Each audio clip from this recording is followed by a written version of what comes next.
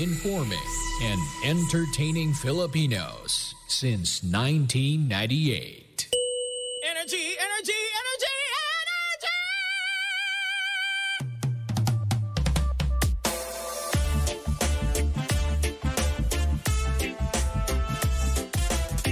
Same, pero iba.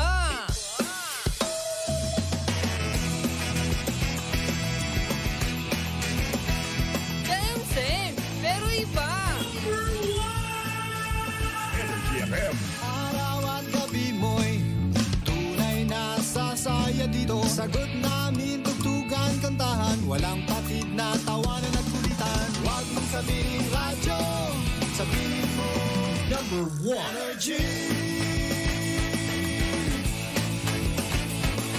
Ito ang number 106.7 Energy FM. Sa bahay, opisina, kotse, taxi at jeep. What? Tricycle, FX, bus na masigip. O kaya? Palengke, internet, plaza, karinderya. Energy FM, nagbibigay sa'yo. Huwag mong sabihin radyo, sabihin mo number one. Energy. Pangga, energy kaibigan mo. Pangga, energy ang numero uno. Agad pumano na at isigaw mo. Same, pero iba. Huwag mong sabihin radyo, sabihin mo energy. Ang nag-iisang girlfriend mo sa radyo, DJ Lindsay. Ang pinakamakulit na girlfriend mo sa balat ng radyo. Isang magandang morning sa inyong lahat. Ako pa rin po nag-iisang girlfriend mo sa radio. My name is Lindsay. Makulit, pero may puso. Handang makinig sa mga kwento mo. Alam mo, feeling ko kailangan mo na siyang iwan kasi it doesn't make sense. Ang kwento sa lihim ng liham. Mahal kong Lindsay. Tawagin niyo na lamang po ako sa pangalang Bernadette. 27 years old na po ako. At meron po akong boyfriend. 8 months na po kaming magkarelasyon. Sa 8 months na yon, DJ Lindsay, nagbunga na po ang aming pagmamahalan. Opo, nabuntis po ako. Tuwang-tuwa naman ako, DJ Lindsay, dahil bukod sa mahal na mahal ko ang boyfriend ko, pinatunayan niyang pananagutan niya ang nagawa niya sa akin. Nag-propose agad ang boyfriend ko at tinanggap ko naman.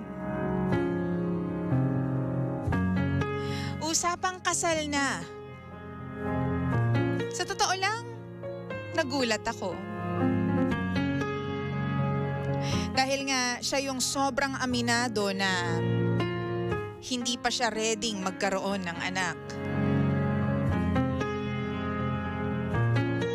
Kung magkaka-baby daw kami, sana matagal pa. Pero nung nabuntis ako, naramdam ko po agad, DJ Lindsay, na mahal ako ng boyfriend ko. Naramdaman ko po yung pag-aalaga niya sa akin. Pero palagi niya ring sinasabi sa akin na hindi ko raw hawak ang buhay ng bata.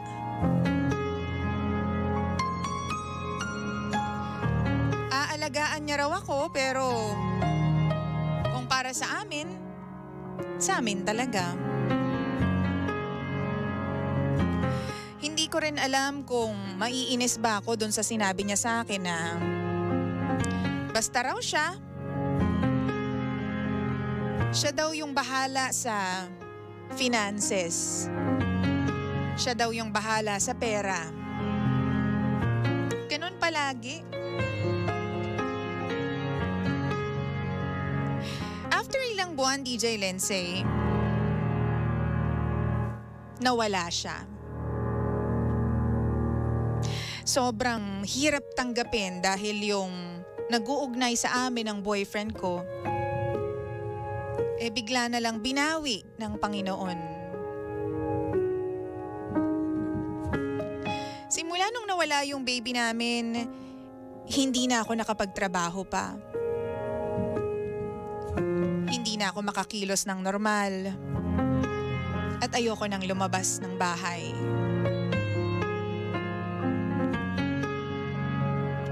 Pero ang sabi ng boyfriend ko,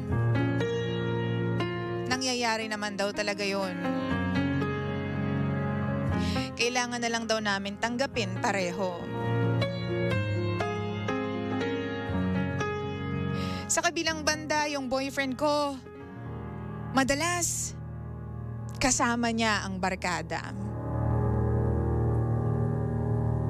Alam niyo, hindi ko siya nakitang naging malungkot dahil sa nangyari sa aming dalawa.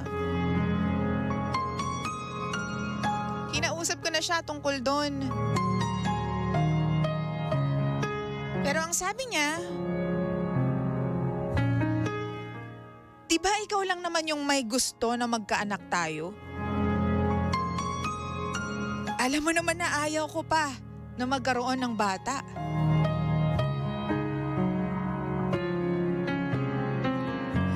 DJ Lindsay, nasaktan po ako sa sinabi niya.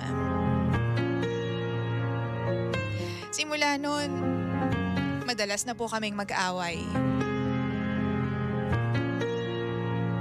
Kamakailan lang, binawi na niya yung singsing. Ang sabi niya sa akin, hindi na raw matutuloy yung kasal. Sabi ko, bakit naman? Pwede pa rin naman nating ituloy ah. Pero ang sagot ng boyfriend ko, magpapakasal lang naman daw kami kasi nung time na yun, may bata na involved.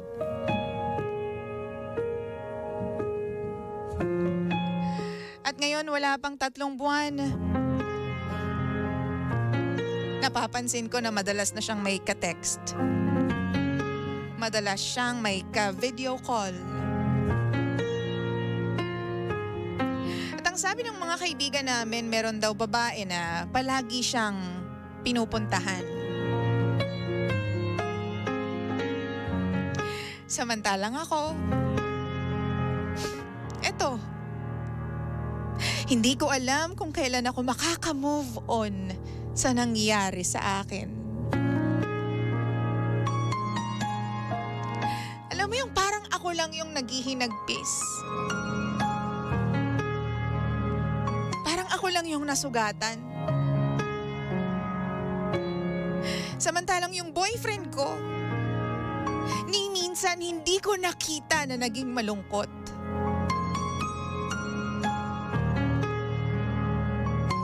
DJ Lindsay, gusto ko na pong kalimutan ang boyfriend ko.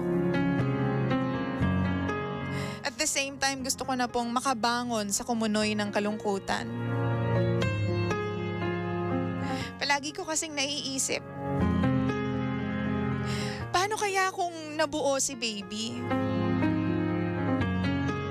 Magpapakasal kami at magiging happy family kami.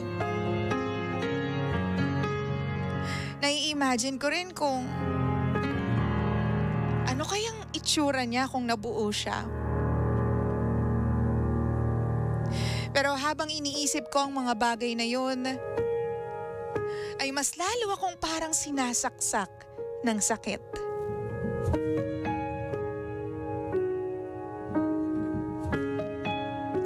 Hindi ko po alam kung kailan ako makakalimot sa nangyari sa akin. Kaya DJ Lindsay, sana po tulungan ninyo ako.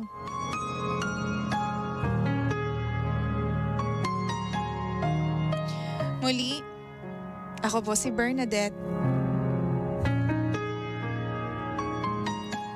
At ito ang lihim ng aking liham.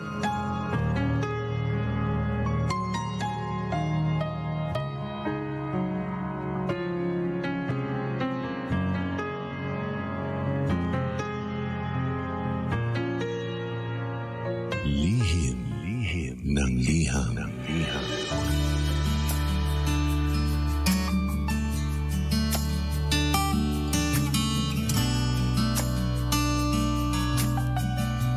Oras natin sa Bang Kapuluan. Check your time. 20 minutes. Makaraan pang alas 9 ng umaga. 9:20 on the clock. Same, pero iba.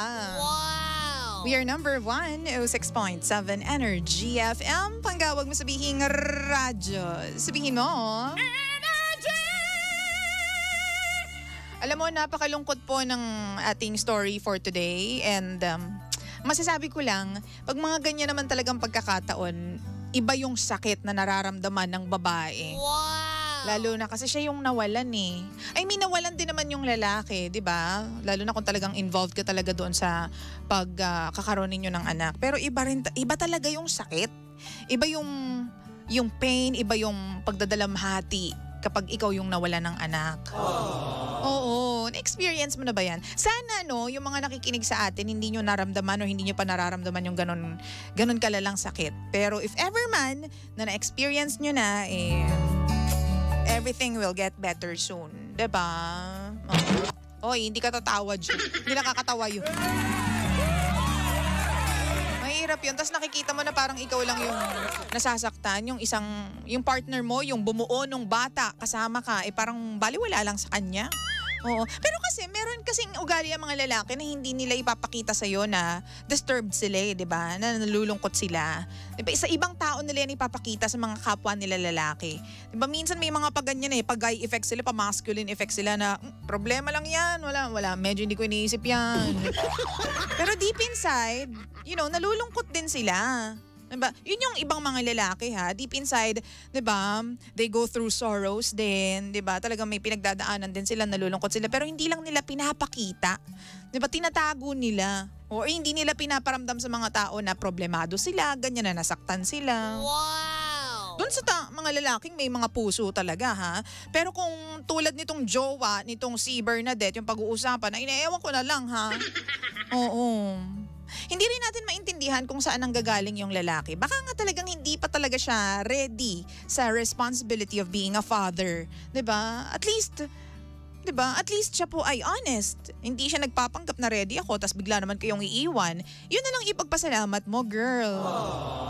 O dali, magbasa po tayo ng mga comments po ng mga pangga natin from Facebook, facebook.com/energyfm1067. Sabi po dito ni Angeline, sorry to say this, pero yung bata ang nagsuffer. Yung bata ang naging tulay para isampal sa'yo na hindi ka talaga para sa kanya.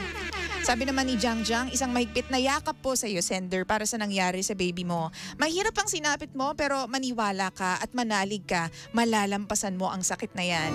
Hindi mo deserve ang nangyari sa'yo. Hindi mo deserve ang lalaki na nakabuntis sa'yo. Wala siyang balls. Hoy! Wala siyang paninindigan. Kaya maigi na rin na hindi kayo natuloy sa kasal na pinangako niya sa'yo. Dahil sa simula pa lang, pinakita na niya kung anong klaseng lalaki siya at kung anong klaseng tao siya. 'Di ba? Kung anong klaseng partner siya.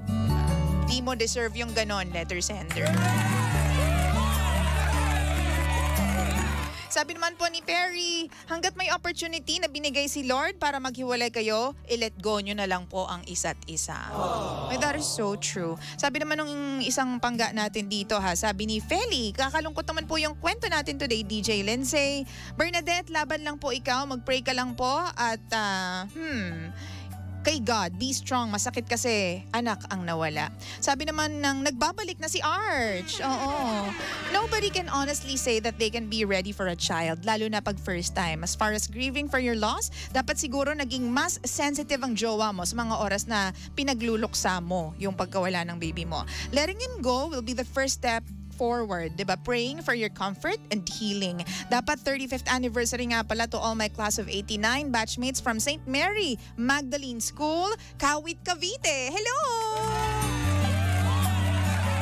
Happy 35th anniversary po sa inyo dyan From Arch Monzon, St. Mary Magdalene School, Kawit, Cavite. Mabuhay po kayong lahat dyan.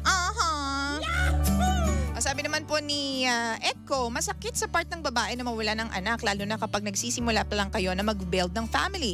Tsaka masakit rin, babawiin yung singsing dahil wala ng bata na involved, tapos maghahanap pa siya ng iba. Oh, yun talaga yung masakit. Sabi naman ni Abet Menders, siya ang may kasalanan kaya nawala ang inyong baby. Na-stress ka kasi siguro. Hiwalayan mo na ang boyfriend mo, hindi yan seryoso sa inyong relasyon. Move on ka na lang habang maaga pa. O sabi ni Mate Castro, makatatag ka po sa buhay, kaya mo yan po. Masyado ka namang respectful. Puro po. Ako, naniniwala ako na kapag hindi pa talaga binibigay sa inyo, ibig sabihin, hindi pa yun yung tamang panahon to bear a child. Di ba kasi kung nabuo yan, tapos talagang naging healthy, ibig sabihin para sa inyo talaga. Pero kapag nawala, ang sama nung idea na ipagpasalamat mo na nangyari yon, but that is the truth.